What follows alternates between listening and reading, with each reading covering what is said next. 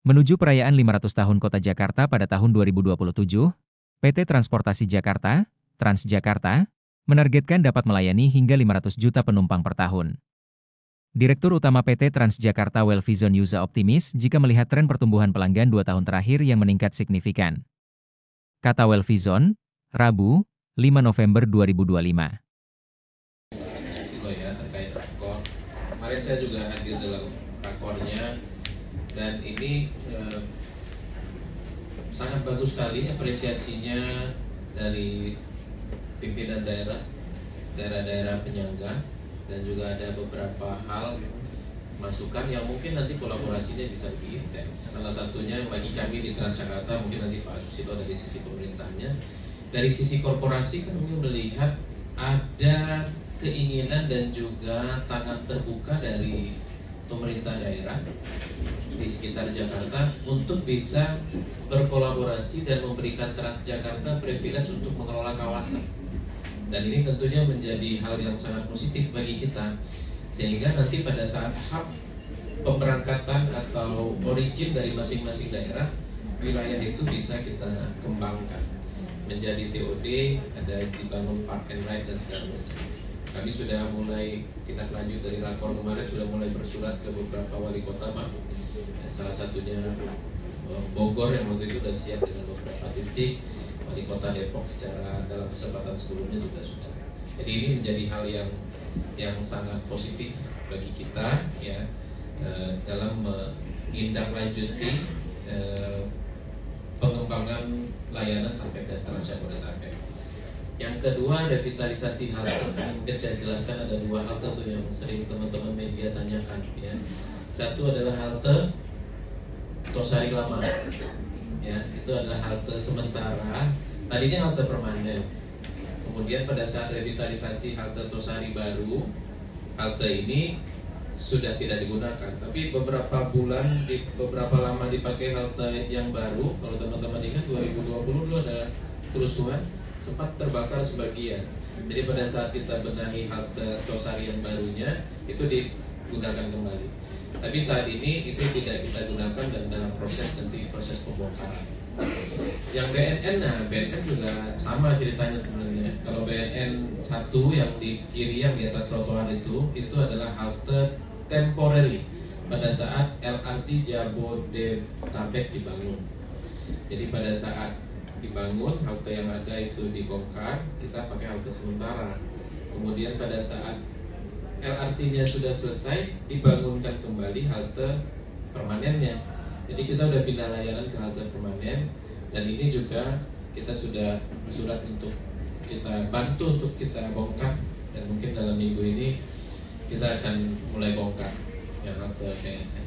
Jadi kami coba optimalkan, karena sebenarnya saat ini seperti yang disampaikan tadi Pak RDZ, fokus kita, ya, transformasi prasarana ini belum selesai. Jadi halte itu kan dari 250-an baru 46, baru 20%. Banyak halte-halte yang kita harus revitalisasi, dan tentu prioritas kita dalam melakukan revitalisasi itu ada beberapa rule of thumb. Yang pertama adalah kebutuhan layanan. Kalau sudah sangat sempit dan pelanggannya banyak, itu jadi prioritas pertama. Yang kedua adalah umur bangunan dari sisi safety-nya, ya. Dan yang ketiga, kita juga mulai melihat ada nggak potensi pengembangan bisnis dan yang lain. Itu yang terkait dengan halte, tapi prinsipnya justru mungkin fokus kita ke depan adalah perbaikan infrastruktur, ya, infrastruktur sehingga tempat menunggunya itu menjadi lebih baik.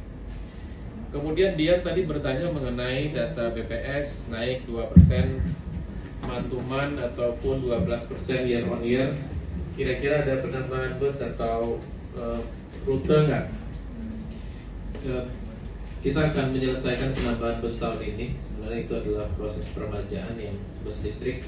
Kemudian rute kita sedang evaluasi, karena tentu kita juga harus inline dengan proses anggaran yang ada di Dewan.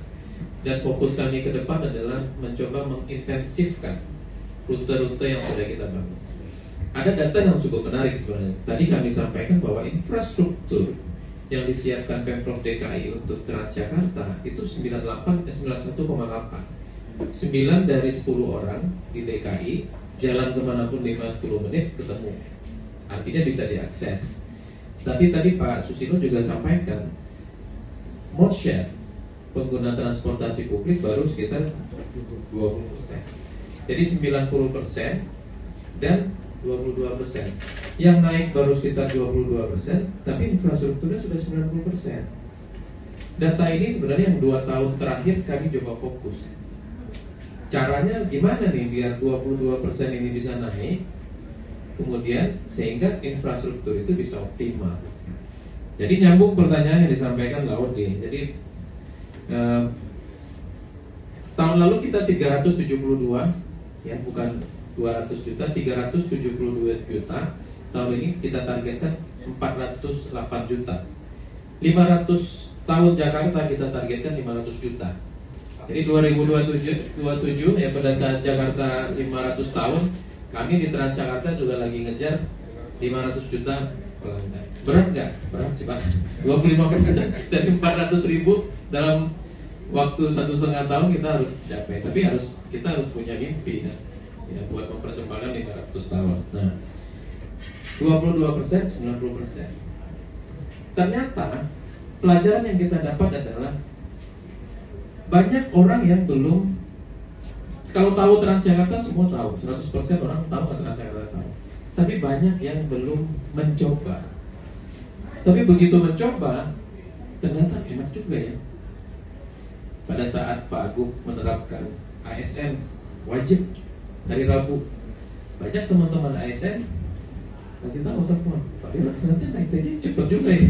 Jadi mungkin karena sudah lama nggak mencoba, begitu mencoba ternyata juga banyak benefit yang didapat.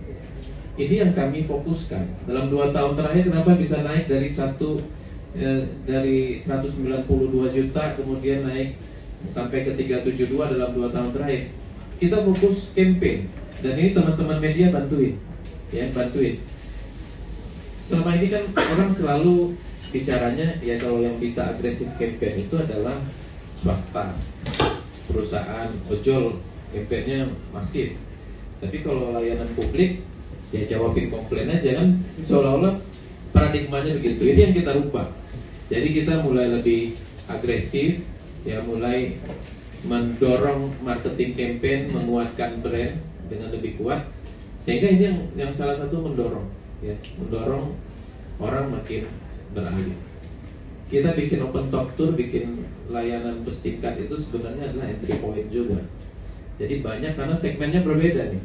Segmen open top tour itu segmen yang lebih tinggi. Pada saat orang naik open top tour kita jelasin, kita juga punya layanan reguler, bisa begini, bisa begini. Nah, kalau teman-teman lihat dalam beberapa bulan terakhir ada TJ Radio, ada yang sering mendengarkan di aplikasi. Ini adalah satu usaha kita, ya. Sebagian besar orang kalau naik kendaraan pribadi itu masih dengerin radio kalau di dalam mobilnya. Jadi kita bikin TJ Radio, ya alhamdulillah ini responnya cukup baik. Sekarang udah 130-140 ribu pendengar per hari. Kalau dia dengerin di mobil pribadi sambil nyetir, terus nanti kita kasih tahu tuh, Blok M kota hanya 35 menit, padahal dia lagi macet-macetan. Itu akan lebih cepat, ya, untuk bisa memindahkan orang menggunakan public transport. Jadi butuh kreativitas untuk bisa mendukung, dan fokus kita adalah salah satu pilar yang selama ini kurang digarap itulah marketing dan campaign. Bagaimana kita memarketingkan bahwa naik TJ itu bisa lebih nyaman dan segala macam. Kami punya 2 strategi. Satu strateginya adalah Transjakarta menjadi platform. Kita kerjasama sama The Massive, ya, kita kerjasama dengan beberapa public figure. Terakhir kami kerjasama dengan Setiami. Tuh kalau dalam waktu dekat tuh Rawa Selatan, nanti haltenya halte Rawa Selatan Setiami, ya. Kita bekerja dengan pendidikan, dengan musik, dengan macam-macam. Orang bikin konser di halte Bundaran HI pernah, bikin reunian di halte Tosari pernah. Itu apa? Itu bagian dari menjadikan TJ itu platform. Kemudian yang kedua, lifestyle. Gaya naik kendaraan pribadi umum ini harus menjadi lifestyle. Makanya Ada konser Synchronize, ini udah 3 tahun kita kerjasama dengan Synchronize. Kalau mau naik nonton konser, nggak perlu bawa kendaraan pribadi, kita jemput. Ada beberapa titik, begitu udah dapat tiket, langsung. Pertandingan olahraga dan segala macam kegiatan-kegiatan publik, kita propose. Kalau teman-teman lihat hari ini, setiap hari Sabtu, di Instagram TJ, itu lengkap kegiatan-kegiatan yang ada di kalender yang ada di DKI. Museum Kota Tua, di acara di Gedung Kesenian Jakarta, di tim ada acara apa, kita tulis semua. Naik kendaraan, rutenya nomor berapa. Itu bagian kita untuk mendorong bahwa ini harus menjadi lifestyle. Jadi nggak cuma buat ke kantor atau ke sekolah atau ke pasar, tapi ini juga bisa digunakan untuk kegiatan apapun. Mungkin demikian, terima kasih. Jangan lupa subscribe ya.